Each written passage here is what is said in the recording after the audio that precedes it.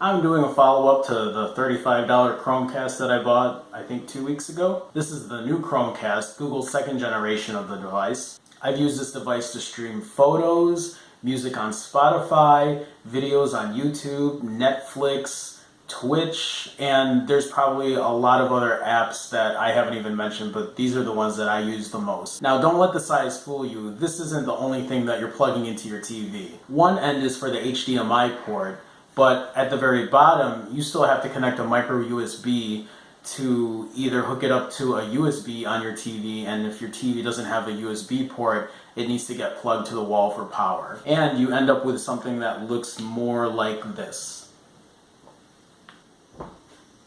So again, one end to the HDMI, another to the USB, and if you don't have a USB on your TV, the Chromecast comes with another adapter to hook this up to a power outlet. But I guess at the end of the day, it's not such a big deal if it's going to be sitting at the back of your TV and this thing is able to push all of your media and your music to your TV.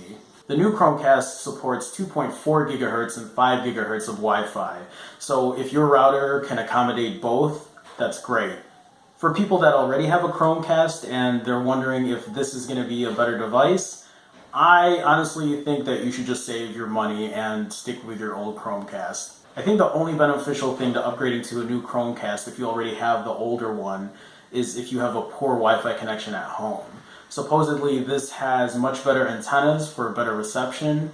At my place, I already have pretty good Wi-Fi, so I didn't even notice a difference using one or the other. I know Google was making a bigger deal about quicker load times, but I honestly didn't see any of that right now. I don't know if this is something that's getting pushed later into a software update. Specifically with Netflix, I was watching a TV series, and as the show was ending, it was telling me that the next show was going to air like in the next 25 seconds.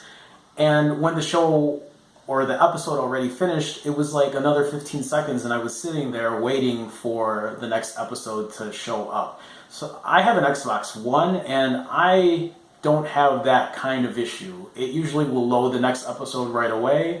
So again, I am not sure where these quicker load times are coming from. I thought they were going to be buffering the next episode so it would be good to go, but I haven't noticed that yet. I really like the fact though that Spotify works on the Chromecast now. My only gripe about it is when the album art shows on the actual TV screen, it'll show you what's playing next, and you don't have the option of just actually having the entire album full screen on your TV. Sometimes when I have like a playlist on random, I don't want to know what song is next. I usually like to get surprised, and when I'm looking at the TV and it's telling me what's next, I'm kind of thinking about that next song instead, and it kind of ruins the experience for me. So hopefully in a software update, they might give you the option of just using the album as a full screen and not worrying about what's next.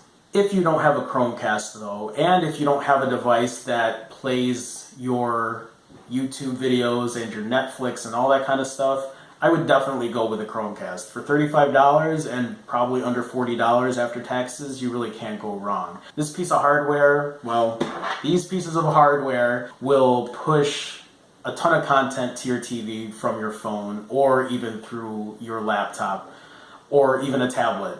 Forgot to add that for you tablet users who want to use it for Chromecast. The one thing that I can stream on the Chromecast that I can't with any other devices is play movies and TV.